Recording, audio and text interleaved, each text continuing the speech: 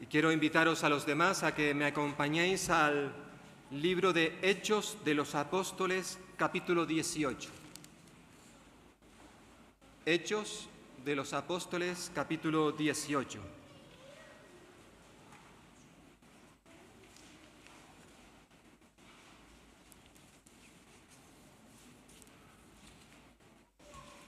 Quisiera que pudiéramos leer juntos. Bueno, voy a hacer yo la lectura y por favor seguidme.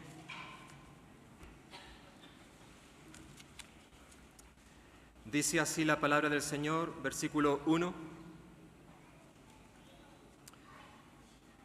Después de estas cosas, Pablo salió de Atenas y fue a Corinto, y halló a un judío llamado Aquila, natural del Ponto, recién venido de Italia con Priscila su mujer, por cuanto Claudio había mandado que todos los judíos saliesen de Roma.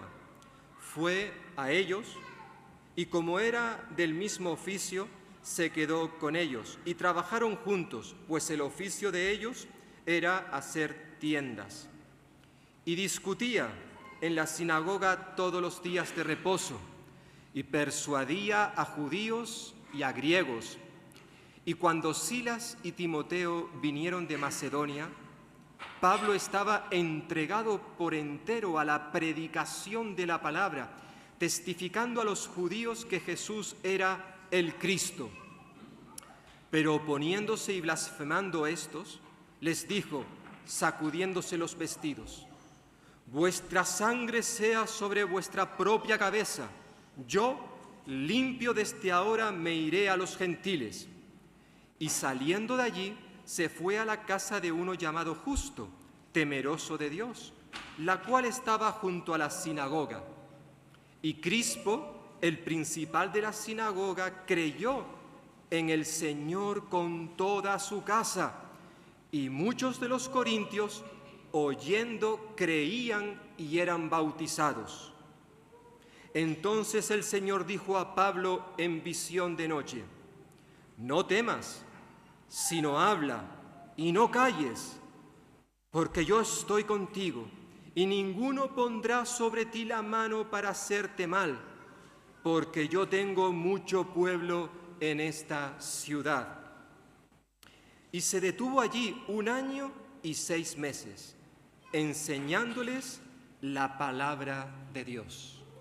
Y quisiera dejar aquí la lectura en este pasaje concreto de Hechos capítulo 18.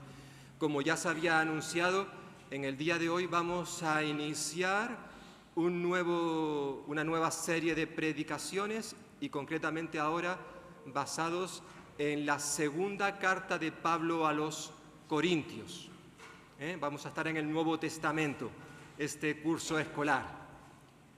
Estuvimos estos últimos años con Samuel, y ya algunos recordaréis que hace aproximadamente 4 años, ¿verdad? Estuvimos también estudiando la primera carta de Pablo a los Corintios. Y ahora vamos a dar comienzo al estudio de la segunda carta de Pablo. Vamos a ver estas 2 cartas que tenemos de Pablo a los Corintios en la Escritura. Aunque tenemos que recordar, no estaría mal decirlo, que muy probablemente estas 2 cartas no fueron las únicas que Pablo escribió a la iglesia de Corinto. Cuando uno examina esas 2 cartas, descubre que Pablo escribió otras cartas a esta iglesia. No las tenemos. Por alguna razón, el Señor no quiso que conociéramos esos escritos, solamente estas 2. Pero cuando estudiamos estas 2, descubrimos que al menos hubieron otras 2 cartas que Pablo escribió. Se las suelen llamar las cartas perdidas, que yo no creo que se perdieron, simplemente que el Señor no quiso que las conociéramos y ya está, ¿vale? Hablaremos de ellas dentro de un momento. Nosotros vamos a centrarnos concretamente en su segunda carta, pero antes de que podamos meternos de lleno en este libro concretamente, que será dentro de un par de domingos, ¿vale? Hoy vamos a hacer simplemente una introducción a esta carta. Y por tanto, voy a hacer brevemente dar algunas pinceladas de algunas cosas que ya dijimos en su momento cuando nos metimos con la primera carta. Y me gustaría decir al menos 4 cosas en esta mañana referente a esta introducción, ¿verdad? Por un lado, me gustaría que pudiéramos hablar sobre la ciudad de Corinto, porque hermanos y hermanas, el conocer el contexto en el cual fueron escritas estas cartas nos va a ayudar muchísimo a entender muchos de los problemas que surgieron dentro de la iglesia y que Pablo tiene que confrontar. Bueno, problemas, cosas, vamos a decir, negativas, pero también cosas positivas, cosas buenas. Para poder entender esto necesitamos saber en qué contexto se hallaba la iglesia en aquel tiempo. Por eso me gustaría dar algunas pinceladas en cuanto a la ciudad de Corinto. Una historia de esta ciudad que podríamos dividir en 2 etapas. Por un lado la etapa griega y por otro lado la etapa romana. Por muchos años la ciudad de Corinto fue una ciudad de las más florecientes, prósperas, esplendorosas de aquel tiempo y concretamente en Grecia, aunque también conoció periodos de penuria, de pobreza. Por un lado, en primer lugar, la etapa griega es quizá la más antigua, con toda seguridad. Si uno observa, yo te animaría, incluso ahora mismo, si tienes en tu mano la Biblia, en muchas de ellas aparece, como la que yo tengo aquí, al final del todo una serie de mapas. Si tú te vas a esos mapas, algunos lo tenéis en blanco-negro, otro en color, podréis situar en los viajes de Pablo, los viajes misioneros, en el primer y segundo viaje, allá aparece pues un mapa donde entre otros lugares aparece Grecia, ¿vale? Si vamos a ese mapa, veremos que en la parte sur o oeste hay una especie de isla, una península, que casi, si uno se fija, parece como que el guante de una persona. En este caso no con 5 dedos, sino con 4 dedos, si le echas un vistazo. Esa isla, esa península, se llamaba el Peloponeso, ¿vale? Estaba unida al continente griego por medio de una franja de tierra muy estrecha, de unos 7 kilómetros aproximadamente de anchura. Eso sería aproximadamente entre Valdepeñas y El Peral, al menos cuando mi mujer y yo de vez en cuando vamos caminando al Peral, desde casa al Peral tenemos 7 kilómetros. Bueno, más o menos esa era la distancia, la franja de tierra llamada istmo que unía, por así decirlo, el continente de Grecia ahí arriba, ¿verdad?, con la parte de abajo, el Peloponeso, ¿vale?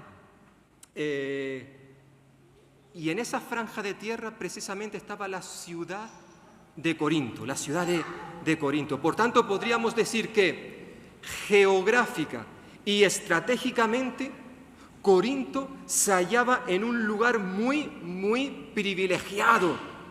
Todo el tráfico de personas que viajaban del norte de Grecia al sur o viceversa, todos tenían que pasar por Corinto, todos. Tanto a nivel terrestre, por cierto, como también a nivel del mar, porque Corinto tenía, por así decirlo, 2 puertos, uno en la parte oriental y otro en la parte occidental. Y todos los barcos que venían del oriente, todos podían parar allí, necesitaban parar allí, y los que venían del occidente también. Bueno, había otra opción para los capitanes de los barcos, y era rodear toda esa península de más de 400 kilómetros, muy peligrosa. Por regla general, los capitanes solían ir a Corinto directamente por esa franja. Usaban los barcos, ya sea por el oriente, por el occidente, y aunque eso fuese, por así decirlo, más complicado, porque, claro, llegaba un barco, quería pasar hacia el otro lado, si era un barco grande, tenían que descargar toda la mercancía, transportarla en carro hasta el otro lado de la franja y allí tomar otro barco.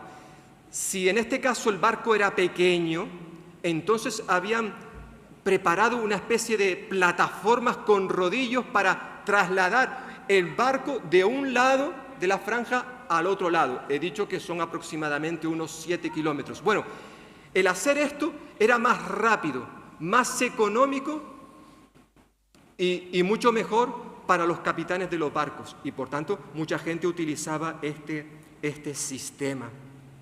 Lo cierto es que ya sea por tierra o por mar, Corinto era, por así decirlo, el eje comercial mundial de aquel tiempo. Tanto los que venían de un lado, parte occidental, por ejemplo, los que venían de Italia o de España, como los que venían del otro lado, de Asia Menor, Palestina. Pues no cabe duda que esto hizo que Corinto se convirtiera en un gran centro comercial en aquellos tiempos. Eso sería en la etapa griega. Luego estaba la etapa romana. Sabemos por los libros de historia que en el año 196 a.C. los romanos entraron y conquistaron este lugar, ¿vale? Corinto, concretamente. Unos 50 años más tarde decidieron destruirla. Y un siglo más tarde, los romanos, después de haberla destruido, cayeron en la cuenta de que habían cometido un gran error, porque se habían dado cuenta que realmente Corinto era un sitio estratégico, muy importante para muchas cosas. Por tanto, volvieron a construir la ciudad en el año 46 a.C., para volverla a convertir en un gran centro comercial, una ciudad cosmopolita, donde venían personas de diferentes partes del mundo. No solamente estaban los griegos, los romanos, gente judía, gente de la parte oriental. Allá había de todas partes del mundo. Sería algo así parecido como ciudades aquí en España, Barcelona, Madrid. Bueno, mi ciudad en Las Palmas de Gran Canaria, cada vez que voy allí, eso es increíble. Y te paseas por la playa de las Canteras, te das cuenta de que allí hay personas de todas partes del mundo. Es increíble. Algo parecido sucedía en Corinto. Ahora bien, tenemos que decir a todo esto que ya he dicho, que Corinto no solamente fue famosa solo y únicamente por ser un gran centro comercial, sino que también dicha ciudad fue conocida realmente por su alto nivel de inmoralidad de sus habitantes. Corinto era una de las ciudades más inmorales y depravadas que había en aquella época, en aquellos tiempos.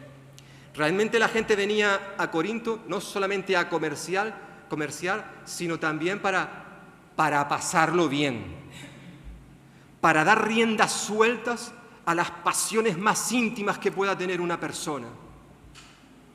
Era increíble lo que sucedía, según los libros de historia, en esta ciudad de Corinto. Esta ciudad tenía una acrópolis, es decir, una ciudad en alto, en la cual se había construido el templo de Afrodita, la diosa del amor. Y según los historiadores, en ese templo trabajaban 1000 sacerdotisas. Que esto suena espiritual, pero de espiritual no tenía nada. Realmente estas sacerdotisas eran prostitutas que trabajaban en el templo. Lo cierto es que era tan alta la mala fama que había adquirido esta ciudad, que popularmente, de una forma popular, ser corintio, ser llamado corintiano, equivalía a ser un inmoral, un perverso. El nombre de la ciudad se convirtió en sinónimo de depravación moral. Tremendo, tremendo. Hay ciertas ciudades en nuestro planeta Tierra que perfectamente se parecen mucho, o quizás incluso hasta son peores que la ciudad de Corinto. Y toda esta información, hermanos y hermanas, como he dicho al principio, tiene su importancia, porque esto nos va a permitir entender, comprender qué es lo que estaba pasando en aquella ciudad que Pablo tuvo que escribir. Al menos tenemos 2 cartas, hemos dicho, y alguna carta más. La situación era muy dramática para ser creyentes cristianos a los cuales Pablo se dirige. Pero para poder entender por qué había hermanos y hermanas en aquella iglesia que vivían de una manera incorrecta, tenemos que entender que realmente, y esto no lo digo para justificar sus actos, sino para que entendamos el ambiente, el contexto en el cual se encontraba aquella iglesia. Hoy en día incluso ser cristianos en determinados lugares no es fácil. No es fácil. Hoy en día, para comprender la actitud que tienen ciertas personas, quizás que están a nuestro alrededor, incluso pueden ser hermanos y hermanas que decimos, ¿cómo si este es creyente, un hermano, una hermana creyente? ¿Cómo es que vive de esta manera? Bueno, sería bueno quizás conocer el contexto, la situación que esa persona ha vivido a lo largo de su vida. Cuando vemos, por ejemplo, un niño, una niña que tiene un comportamiento que nos molesta, que tiene una forma de hablar grosera, que no para de faltarle el respeto a este y al otro, que en el colegio no lo quieren. Bueno, sería bueno, antes de juzgar a ese niño, ver cuál es su contexto, dónde se está criando, quiénes son sus padres, cuáles son las circunstancias que le rodean antes de juzgarle, como muchas veces hacemos. Repito, esto no significa que vayamos a justificar ciertos comportamientos, pero sí nos van a ayudar a entender, a comprender a esas personas antes de darles con un palo, que es lo que solemos hacer en muchas ocasiones. Pablo, cuando escribe su primera carta a la iglesia de Corinto, que ya vimos hace unos años, he dicho, él mencionó algunos de los pecados que caracterizaban la ciudad de Corinto. Vamos por favor a la primera carta de Pablo a los Corintios, capítulo 6, y ver algunas de las cosas que ya vimos en su momento. Bueno, solamente leerlas. En el capítulo 6 de Primera de Corintios, versículos 9 y 10, Pablo menciona algunos de esos pecados que caracterizaban aquella ciudad. Y él habla que entre esos pecados estaban muchos relacionados con la sexualidad, es decir, dice que había fornicación, idolatría, adulterio, personas que actuaban de manera afeminada, homosexualidad, robos, codicias, borracheras, calumnias, estafas. De manera explícita, Pablo exhorta, versículo 18, a que huyan, a que se escapen de la fornicación, huid de la fornicación. Cualquier otro pecado que el hombre cometa está fuera del cuerpo, mas el que fornica contra su propio cuerpo peca. No cabe duda que el tema sexual era algo que era muy común dentro de aquella ciudad. Todas estas cosas que acabamos de leer indican claramente que la promiscuidad, la lujuria era algo bastante común en aquel lugar. Y Pablo recuerda que algunos creyentes corintios, algunos hermanos dentro de la iglesia, en el pasado habían sido culpables de estos pecados antes de su conversión. Habían practicado estas cosas, pero ahora no, ahora habían sido lavados. Versículo 11 dice, y estos pecados que acaba de mencionar, erais algunos. Es decir, algunos creyentes, algunos miembros de la iglesia habían practicado estas cosas. Pero dice Pablo, pero ya habéis sido lavados, ya habéis sido santificados, ya habéis sido justificados en el nombre del Señor Jesús y por el Espíritu de nuestro Dios. Por tanto, algunos creyentes dentro de la iglesia que habían hecho algunas de estas cosas, ahora eran personas nuevas. De modo que si alguno está en Cristo, dirá Pablo en la segunda carta que veremos, de modo que si alguno está en Cristo, nueva persona es. Las cosas viejas pasaron, he aquí todas son hechas nuevas. Aunque, tristemente, a veces los creyentes, personas que ya hemos nacido de nuevo, hemos entendido el Evangelio, le hemos entregado nuestra vida a Jesús, a veces tú y yo seguimos arrastrando cosas del viejo, de la vieja mujer. Y hacemos cosas que evidentemente a Dios no le agrada. Vivimos de una manera que deshonra a Dios. Y Pablo dice aquí que algunos de estos hermanos habían hecho esto, pero ahora habían sido lavados, habían sido transformados. No todos. Porque si miramos un momentito al capítulo 5, mirad al capítulo 5, lo tenéis delante, dice Pablo, de cierto, de verdad se oye que hay entre vosotros fornicación, y tal fornicación cual ni aún se nombra entre los gentiles, tanto que alguno tiene la mujer de su padre. Es decir, Pablo está diciendo que había creyentes en la iglesia, porque recordemos que estos eran creyentes, Los miembros de la iglesia de Corinto eran santos. Bueno, eso es lo que dice Pablo al comenzar la carta. Él comienza la carta dirigiéndose a los santos que están en Corintios. Todos los creyentes, todos aquellos que hemos nacido de nuevo, todos somos santos. Recordemos, la palabra santo significa apartado, separado para Dios. Todos nosotros hemos sido apartados, separados para Dios. Por tanto, todos los creyentes, independientemente de cuál sea su nivel de madurez, todos somos santos. Pero a veces tú y yo vivimos como personas que no han conocido el Evangelio. Lo conocemos, somos del Señor, pero vivimos como si no lo fuéramos. Y al parecer dentro de la iglesia de Corinto habían algunas personas que todavía seguían arrastrando esos pecados.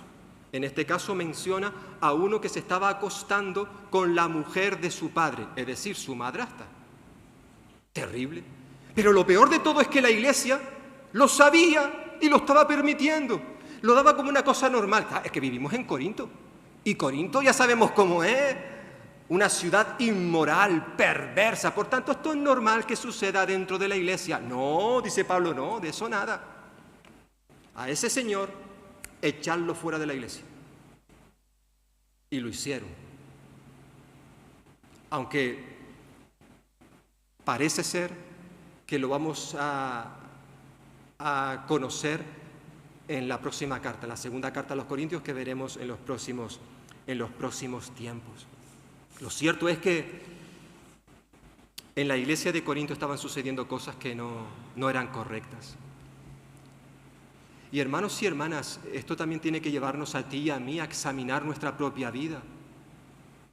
Quizás tú y yo no seamos culpables de ciertos pecados que Pablo menciona en esta carta, pero sí somos culpables de otros pecados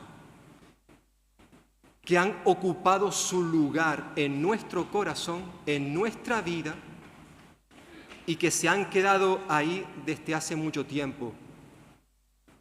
Y aunque los conocemos, no hacemos nada. Evidentemente ya he dicho que muchos de estos pecados tienen que ver con el sexo. Quizás tú y yo no seamos culpables de estos pecados. Oye, pero ¿qué pasa con el enojo? ¿Qué pasa con la ira? ¿Qué pasa con las murmuraciones? ¿Con el chismorreo? ¿Qué pasa con esas palabras groseras que salen de nuestra boca, que Pablo luego dirá a los Efesios? Ninguna palabra grosera salga de vuestra boca, sino la que conviene para la necesaria edificación de la iglesia. Pero ¿qué pasa con esos creyentes que cuando tú los escuchas hablar, quizás en la iglesia, en este contexto que nos encontramos dominical, nos cuidamos, pero fuera de estas cuatro paredes, anda que a veces soltamos ciertas cositas por nuestra boca, y eso es pecado, sí o no? ¿Cuántos pecados hay en nuestra vida que no le damos importancia, pero que son pecados?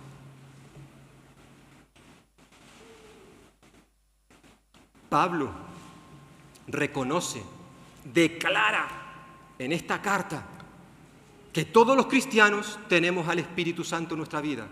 Todos los cristianos somos espirituales en el sentido que todos tenemos al Espíritu en nuestra vida. Ahora bien, no todos los cristianos viven como si tuvieran al Espíritu en su vida. Tienen un comportamiento que no es correcto. Y a esos Pablo los llama unos carnales. No es que haya dos clases de cristianos, no. Todos los cristianos son espirituales porque todos tienen al Espíritu Santo, pero no todos los cristianos viven como si tuvieran al Espíritu Santo en su vida. Eso lo vimos en su momento en el capítulo 2 y 3. Sería bueno, hermanos y hermanas, que tú y yo también nos examináramos a nivel personal, pero a nivel de iglesia. Porque claro, de hecho siempre se ha hecho, cuando se habla de un tipo de iglesia que era carnal, una iglesia que no estaba andando de forma correcta, siempre pensamos en la iglesia de Corinto.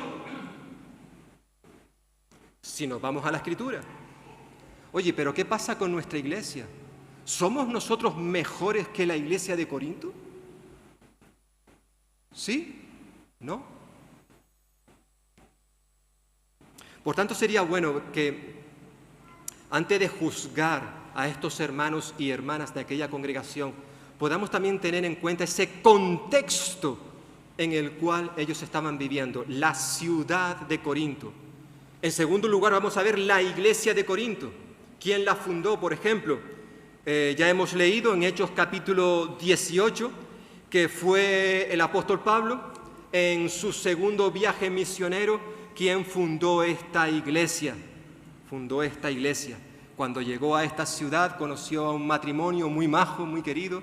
Se llamaban Aquila y Priscila, los cuales junto con Pablo comenzaron a evangelizar, a proclamar el evangelio. Claro, como tampoco tenían dinero para dedicarse a tiempo completo, pues tenían su trabajo secular, hacían tiendas, ese era el oficio de los tres.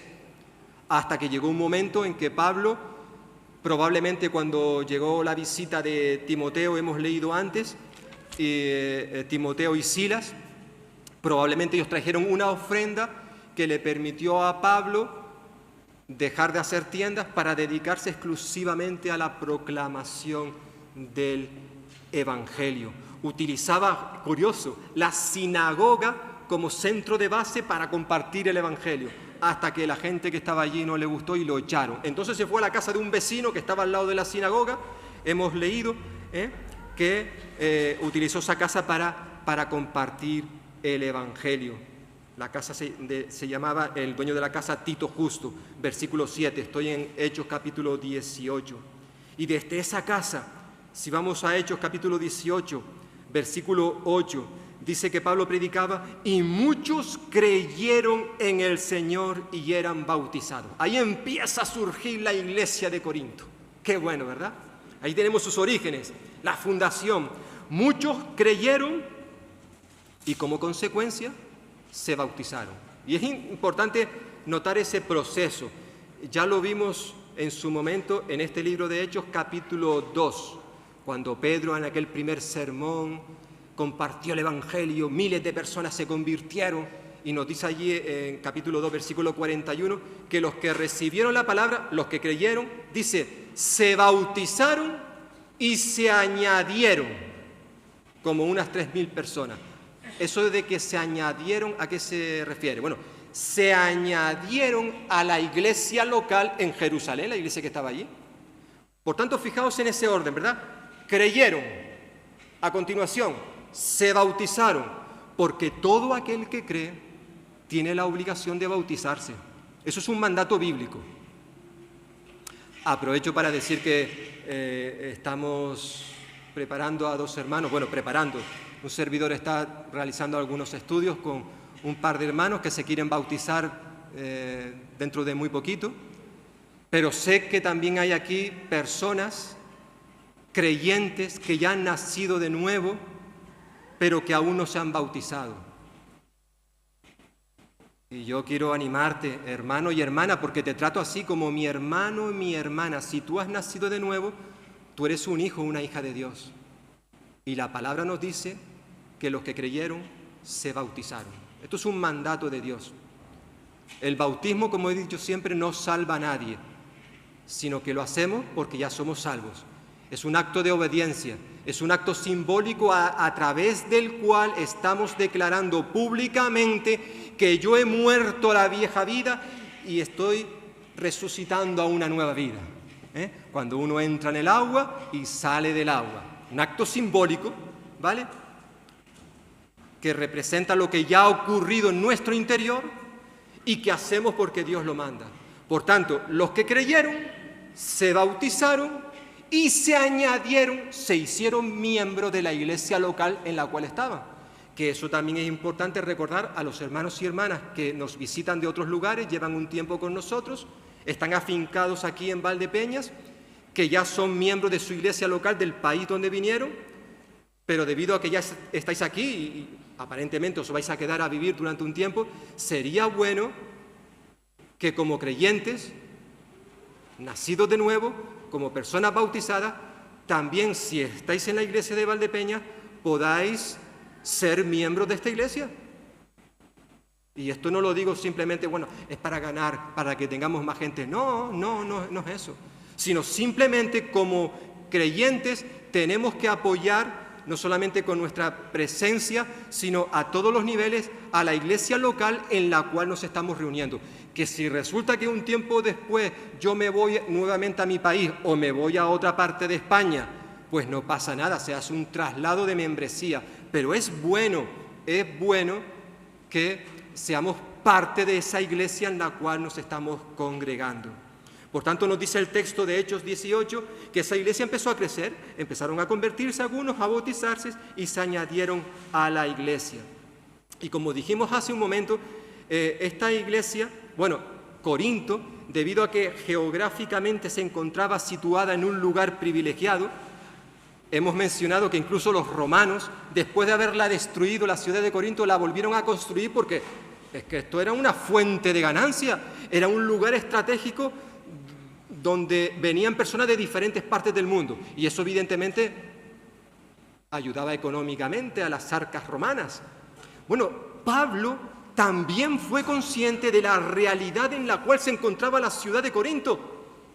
Por tanto, no cabe duda que él aprovechó para, desde esa ciudad, predicar el Evangelio a diferentes partes del mundo. ¿Por qué? Porque, como hemos dicho, en esta ciudad venían personas de diferentes lugares. Allí habían romanos, griegos, asiáticos, judíos.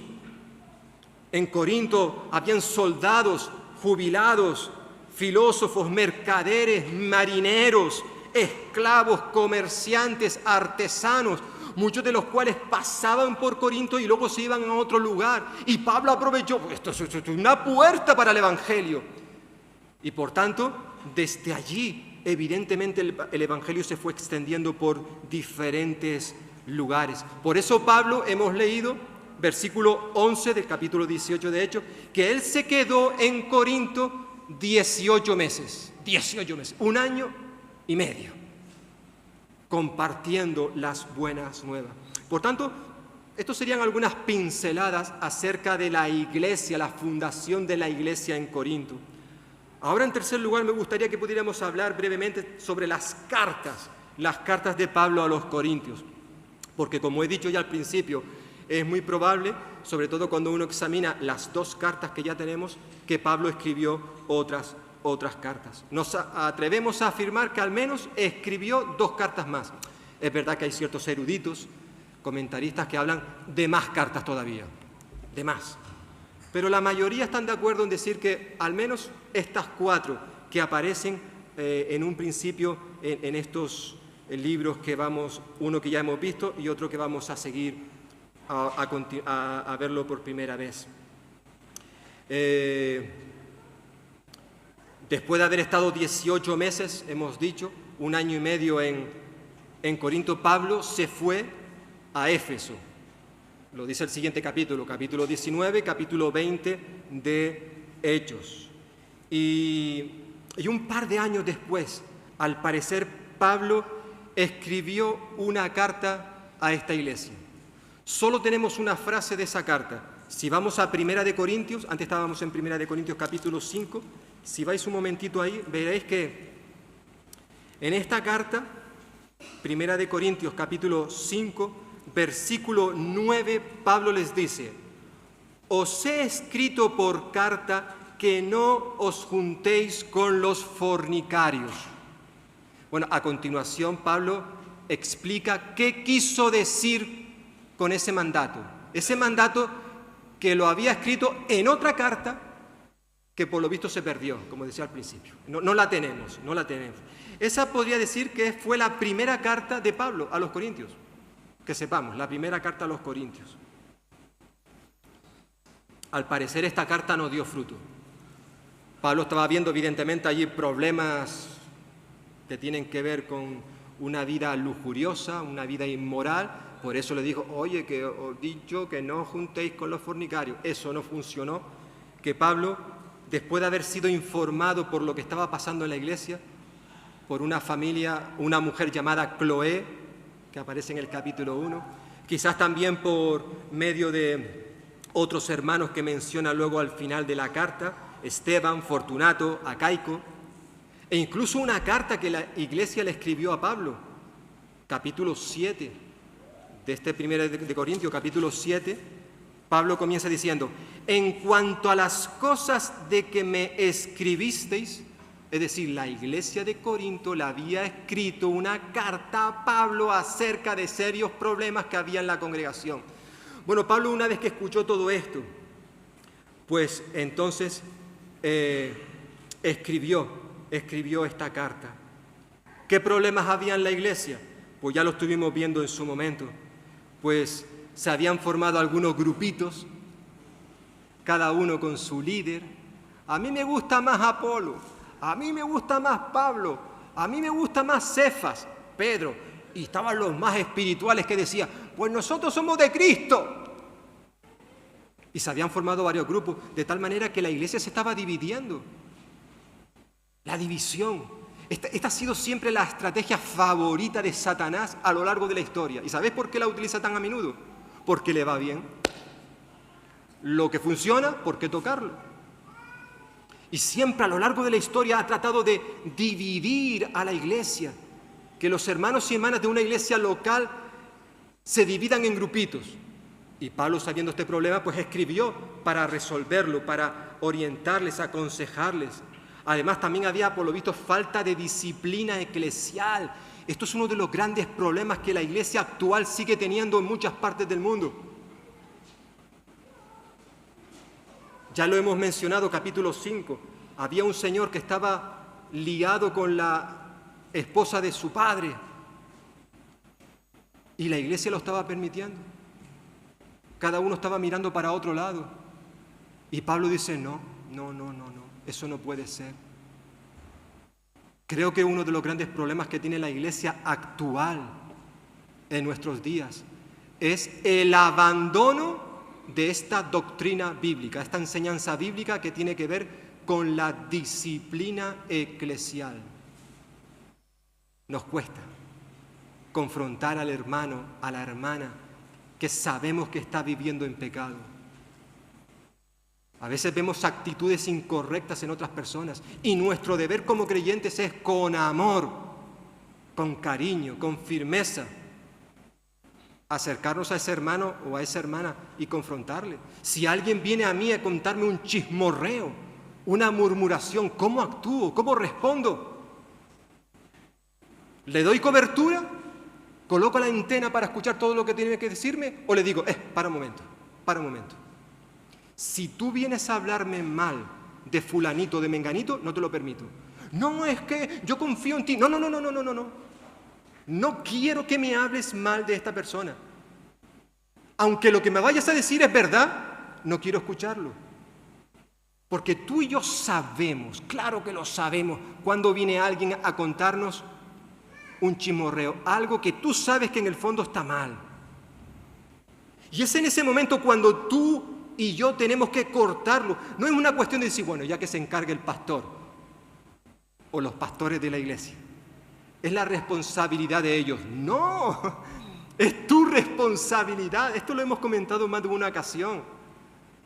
Ya dijo el Señor Jesús: si tu hermano peca contra ti, y si alguien viene a contarte una murmuración, una crítica de otro hermano, ese hermano está pecando contra ti, además de pecar contra el otro. Si tu hermano peca contra ti, ve y habla con él. Confróntale, exhórtale, anímale a que cambie de actitud, porque eso a Dios no le agrada. Al parecer había falta de disciplina eclesial en la iglesia de Corinto. Además, había unos problemas matrimoniales, una crisis matrimonial tremenda. Ahí dedicamos un espacio muy amplio al capítulo 7. Claro, por ejemplo, habían personas que se estaban convirtiendo a Cristo. Yo me convierto a Cristo y mi mujer no. Y algunos decían, bueno, como yo soy cristiano y mi mujer no, me divorcio de ella. Es lo normal, dirían algunos. Y Pablo dice, no. No te separes, no te divorcies, sigue al lado de tu mujer, porque quién sabe si ella, gracias a tu testimonio, va a convertirse también a Cristo. Y entonces había una serie de problemas muy serios dentro del matrimonio y Pablo tiene que escribirle. Por eso, en cierta forma, es la respuesta a la carta que los corintios le habían escrito a Pablo. Hemos visto en el capítulo 7. Había desórdenes en el culto. Había ahí un guiriguiri, cada uno quería hacer lo que quisiera. Yo sé hablar en lengua y venga a hablar en lengua. Y la gente no se enteraba, aquello era un escándalo. Y Pablo dice, no, tiene que haber un orden. Las cosas se tienen que hacer bien. Cuando se toma la mesa del Señor, no se puede hacer de cualquier manera. Algunos participaban sin contar con otros y aquello era... Y Pablo dice, no. A la hora de adorar, en cuanto a la oración, la predicación, la mesa del Señor que ya he mencionado, la utilización de los dones. Habían algunos que se creían que sus dones eran los mejores y apartaban a otros. No, tu don no vale mucho en esta iglesia. Tú no tienes nada que aportar. Tú no eres útil. Y Pablo dice, no, todos somos necesarios. ¿Quién puede adorar en la iglesia? ¿Los hombres? Sí. ¿Y las mujeres? ¿Pueden o no pueden? Pablo también lo menciona, lo trata en esta carta, la primera. Habían hermanos que habían perdido la esperanza en cuanto, oye, ¿qué pasa después de la muerte? ¿A dónde nos vamos? ¿Y los que han muerto en Cristo, dónde están? Y Pablo les tranquiliza y les da esperanza. Por tanto, Pablo escribió esta primera carta, que sería, si seguimos un orden cronológico, que sería la segunda carta. Pablo escribió esta carta precisamente para hablar de todas estas cosas, en esta carta que conocemos como la primera carta a los Corintios. Pero esto no resultó. Los corintios, algunos cambiarían, no cabe duda que hubiera un cambio, pero esto no fue bien. Por tanto, Pablo tuvo que hacer una segunda visita, una visita que le rompió el corazón, hasta el punto que escribió otra carta, que se la llama la carta de las muchas lágrimas. Lo veremos un poquito más adelante, si vamos al segundo libro a la segunda carta a los Corintios, segunda carta a los Corintios, algo que veremos más adelante, capítulo 2,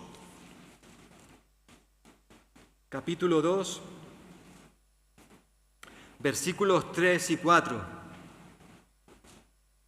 Dice Pablo, capítulo 2, versículo 3, y esto mismo os escribí para que cuando llegue no tenga tristeza de parte de aquellos de quienes me debiera gozar, confiando en vosotros todos, que mi gozo es el de todos vosotros. Fijaos, porque por la mucha tribulación y angustia del corazón os escribí con muchas lágrimas, no para que fueseis contristados, sino para que supieseis cuán grande es el amor que os tengo.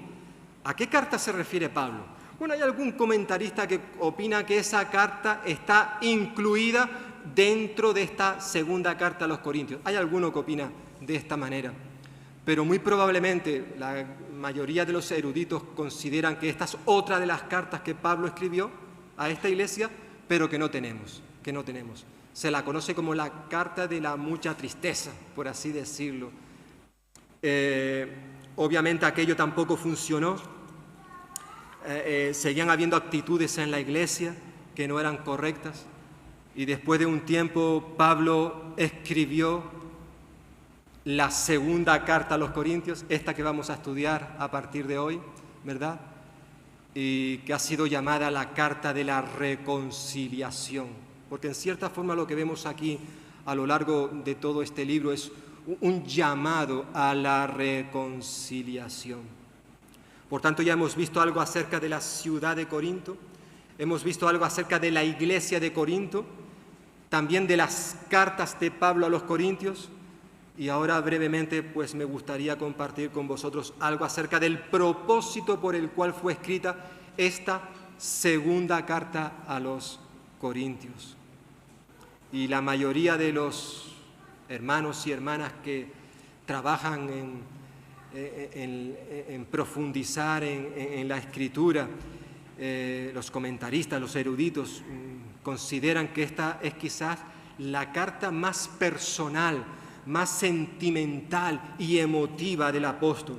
Algunos sostienen que este libro es el libro del Nuevo Testamento, donde se describe mejor la angustia, la emoción, tanto espiritual como física del apóstol. Una carta donde Pablo abre su corazón de par en par, donde se nos muestra a un hombre de carne y hueso como tú y como yo, porque a veces lo olvidamos y vamos a ciertos personajes bíblicos pensando que esos eran súper espirituales, que esos nunca caían, que esos nunca fallaban, que nunca tropezaban, que no tuvieron sus altos y sus bajos. Mentira, todos y cada uno de ellos, todos y cada uno de los personajes que aparecen en la Biblia, todos tropezaron, todos cayeron, y Pablo fue uno de ellos. Él tuvo sus altos y bajos espirituales. Sus emociones un día estaban aquí arriba, otro día estaban aquí abajo. Un libro donde Pablo expone de manera clara y sincera el asunto del sufrimiento. Es un tema que lo vamos a ver mucho en esta carta. Bueno, ya lo vimos algo en la primera carta a los Corintios, capítulo 4, pero en esta segunda carta hasta 3 listas da Pablo acerca de sus experiencias, sus tribulaciones, sus pruebas, sus tribulaciones. Y esto no lo comparte él simplemente para que podamos conocer sus experiencias difíciles en la vida. Él no comparte esto como una manera de quejarse ante Dios. Mira lo que me está pasando, mira lo que estoy sufriendo. No, más bien él narra todo esto para hablarnos del consuelo, de la esperanza, de la confianza que él había puesto en el Señor Jesús, a pesar de que había momentos en su vida donde incluso temió por su muerte física. Yo no creo que salga de esta. Lo veremos poco a poco, sobre todo capítulo 4, capítulo 6, capítulo 11, en esas listas que él da. Aunque los temas que presenta esta carta no son los mismos que presentó en la primera carta, sí es verdad que salen algunos asuntos que se vuelven a repetir, aunque enfocados de una manera diferente, como por ejemplo volverá a hablar acerca de la muerte y la resurrección del creyente, de aquellos que han confiado en el Señor.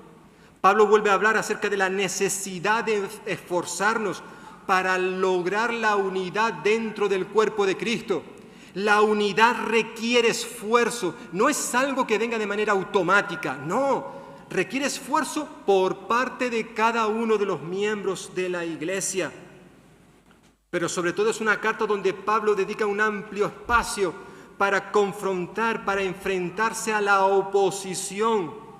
En esa iglesia de Corinto, sobre todo en estos últimos tiempos que Pablo ahora les está escribiendo, había muchas personas que acusaban a Pablo de cosas que no eran ciertas. No eran ciertas. Por ejemplo, le acusaban de falta de honestidad. Pablo no es honesto. Le acusaban de falta de autoridad apostólica. Realmente Pablo no es un apóstol como los otros.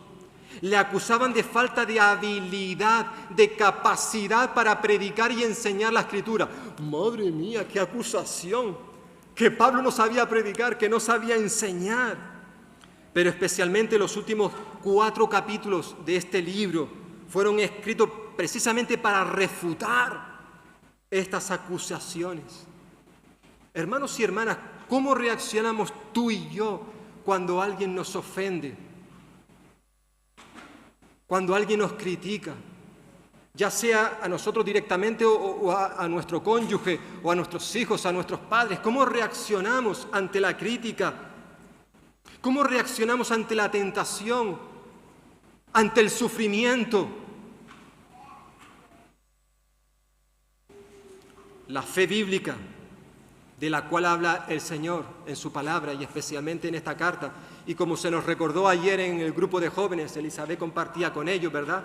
La fe bíblica es el acto de obedecer a Dios a pesar de las circunstancias y a pesar de las consecuencias, que fue lo que hicieron estos tres jovencitos, adolescentes, llamados Sadrat, Mesad y Abednego, los amigos de Daniel, en una época sumamente difícil para la juventud, bueno, y para cualquier persona, en los tiempos del rey de Babilonia, Nabucodonosor. Ellos tuvieron que enfrentarse ante esa realidad: o obedecemos al Señor o obedecemos los dictados de este mundo. Si obedecemos al Señor, la consecuencia puede ser que nos metan en un horno de fuego. Y yo no quiero ser chamuscado. ¿Qué harías tú? ¿Qué haría yo en una situación como esta? A veces el Señor permite que vivamos experiencias en nuestra vida donde realmente nuestra fe está siendo probada por el fuego. Cosas que solamente vamos a aprender en la vida, que nos va a hacer madurar, nos va a hacer crecer en el Señor si pasamos y atravesamos esas dificultades. No será leyendo un buen libro que hable sobre este tema, o escuchando una buena predicación, o una bonita canción. Todo eso es importante, todo eso nos va a edificar, nos va a enseñar, pero hay ciertas cosas en la vida que solo vamos a aprender después de haber pasado por un horno de fuego. ¿Cómo reaccionamos? Pablo, a través de esta carta, la segunda carta a los Corintios, él va a compartir con nosotros una serie de enseñanzas, principios, consejos, que no solamente fueron válidos, importantes, vitales para la iglesia de Corinto en su tiempo, sino también para la iglesia en el día de hoy, a lo largo de toda la historia. Y entre esas iglesias está incluida la iglesia de Valdepeñas. Y mi oración, mi deseo, mi petición al Señor es que juntos podamos acercarnos a esta preciosa carta y que podamos recibir lo que el Señor tiene para nosotros. Que no lo veamos simplemente como algo que sucedió hace aproximadamente 2000 años, sino que esas enseñanzas son también para nosotros. Los pecados que cometieron estos hermanos y hermanas de Corintios, de la iglesia de Corinto, son también los pecados que tú y yo muchas veces cometemos a nivel individual y como iglesia. Por eso tenemos que examinarnos a nosotros mismos y ver, bueno, ¿hay en mi vida algo que no anda bien? ¿Algo que necesita ser cambiado, transformado? Pues juntos, acerquémonos, hermanos y hermanas, a esta preciosa carta de Pablo a los Corintios. Como he dicho, quizás la más personal, la más emotiva, donde él abre su corazón, se muestra como un hombre de carne y hueso, un hombre vulnerable, pero a través de esa experiencia suya, tú y yo también podemos crecer. E incluso cuando somos débiles, podemos ser fuertes, como le ocurrió a Pablo. Tú y yo también podemos aplicar esto a nuestra vida. Pues que el Señor bendiga su palabra y os animo para que en los próximos tiempos podamos estar leyendo también en casa esta carta, porque no vamos a ver capítulo por capítulo, a veces nos vamos a parar en ciertos textos y os invito a que estéis ya leyendo, estudiando, profundizando en esta preciosa carta.